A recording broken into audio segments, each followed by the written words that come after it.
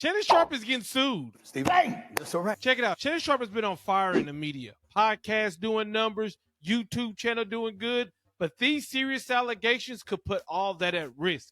See, it's been reported by TMZ Sports that Shannon Sharpe is being sued for $50 million over alleged.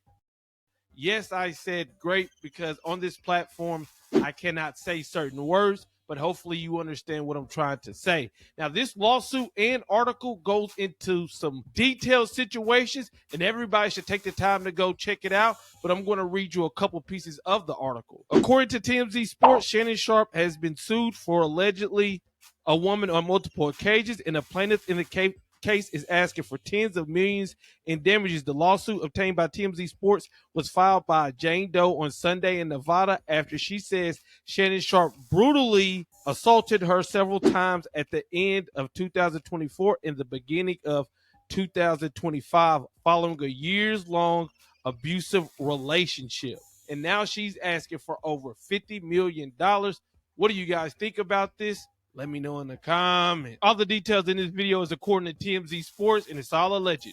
What do we think about it? What do we think about this?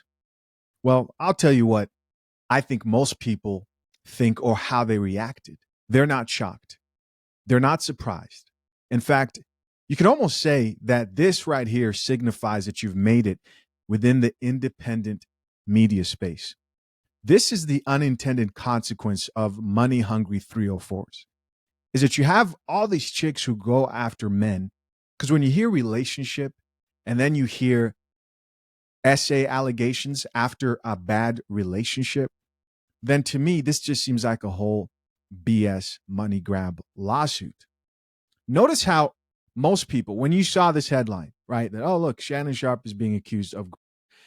At one point, when you saw a famous man's name or somebody who was highly successful, who you looked up to for their craftsmanship and their success, when you saw that accusation next to their name, the first thing on your mind wasn't, look, this is just another bullshit Me Too type lawsuit.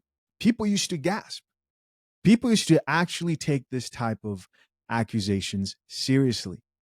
And there has to be, the only way, I'm telling you, the only way I believe it's going to change is if there are consequences when women who used to be in relationships with the man who is successful finally get exposed for lying. I'm not a lawyer, but Shannon Sharpe is being sued for $50 million in a lawsuit that accuses him of a number of things. And I read the 14-page complaint, so let me tell you exactly what Jane Doe is alleging Shannon Sharpe did. Now, the lawsuit was filed by attorney Tony Busby, who we... Oh, look, Tony Busby, the same guy who was recently trying to sue Jay-Z. And that case, I believe, is currently dismissed, or looks like it's heading that way. Let me ask Miss Coffee real quick. I mean, as soon as I see Tony Busby, and once you've built a reputation that's this tainted, I can't personally take it seriously. Let's talk to our AI assistant briefly, Miss Coffee, real quick. I want to know what happened to that case. Miss Coffee, what can you tell me? What's the update on the Jay-Z case that was filed by attorney Tony Busby, and whatever happened to that? Was it dismissed or is it still ongoing? Yes, hun. Here's the latest on the legal situation involving Jay-Z and attorney Tony Busby. In late 2024, a woman represented by Tony Busby filed a lawsuit accusing Jay-Z and Sean Diddy Combs of sexting her when she was 13 at a 2000 MTV Video Music Awards after-party. Jay-Z denied the allegations, calling them baseless. The lawsuit was dismissed with prejudice in February 2025, meaning it cannot be refiled. There you go. Right? This is the guy right here who is now responsible for this next lawsuit. Maybe there is somebody here who takes this attorney seriously and this case seriously. I'll be surprised, but of course, leave your comments down below. Let's keep listening. We know well, on behalf of his Jane Doe client. The suit says that Jane Doe met Shannon Sharpe at a gym in LA in early 2023 when she was 19 and Shannon Sharpe was in his 50s. Sharpe aggressively pursued her and she eventually gave him her number. But before the two of them even hang out, he apparently tries to get her to sign an NDA. She refuses to sign it, so he eventually stopped asking and invited her over. Jane Doe agrees to go over, and according to the complaint, the very first night was disturbing and unsettling. The suit says he opens the door and without saying a word just walks upstairs. She follows him, he goes into his bedroom and then points at the bed. He goes to the bathroom and then comes out, cuts out the lights, and then lays in the bed. Jane Doe says she didn't know what to do, so she just lays in the bed with him, and then the two of them lay there for 10 minutes silently. And then after those 10 minutes, things started happening. The suit claims that at one point, Jane Doe realized that Shannon Sharpe was recording their encounter without her knowledge or her consent. And then the following day, Jane Doe comes back to Shannon Sharpe's house, but she gets there about 5 minutes after the time he told her to arrive. And so she says when she gets inside, he begins yelling at her, accusing her of disrespecting him and wasting his time. He then... The one thing I will say is, what's up with the recording of acts? I don't see. Oh, I'm checking myself for obviously probably his safety. There's also that too, right? Security cameras in your home, if they're security cameras, can be protection for you when you're famous. So this isn't, because there's a difference here. There's some people who I believe were just recording because that's just what they're into. But I wouldn't be surprised if in this situation it might have been a security measure. Because think about it.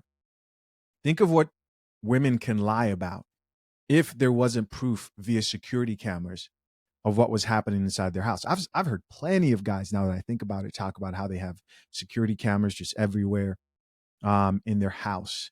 So this doesn't seem like a more fetish type situation. Just keep listening.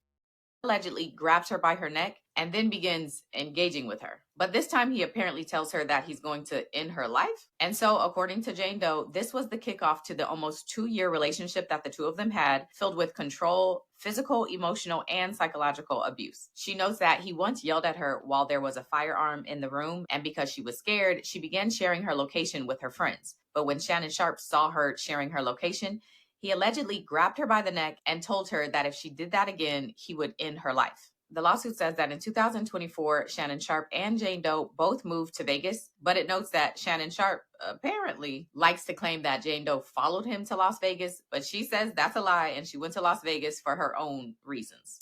I believe him. I believe him. There's probably a multitude of chicks who would follow Shannon Sharpe for that bag. Let's just keep it real here. This is the coffee pot.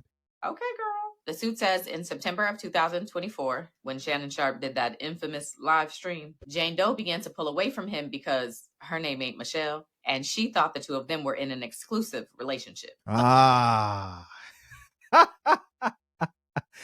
That's what this is all about. That's what this is all about. She's mad. Oh, she's mad. So when that leaked, she thought that they were exclusive, and so now she's pursuing the money grab.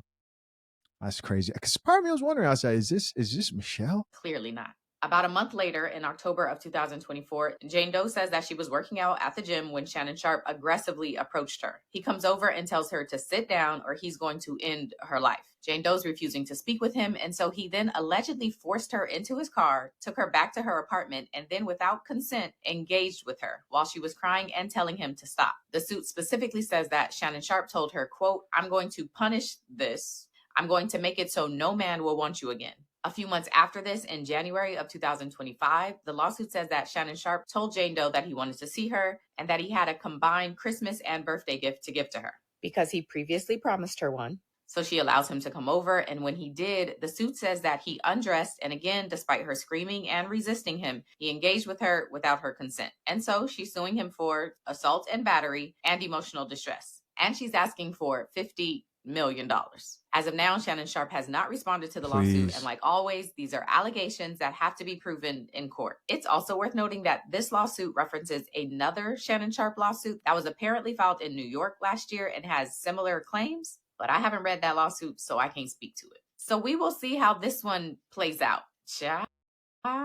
Listen, we're not going to sit here and pretend like we don't know what it sounds like was going on right there. Obviously, he's talking about I'm going to punish his cat and so on and so forth. It sounds like this is a playful, sexual intimate moment that he was having. And if that's what he's into in relationships that he's been in, then that means that those women probably were okay with that. Otherwise, they wouldn't have stayed in a relationship that long with him. Of course, they're going to try and reframe this as I couldn't leave.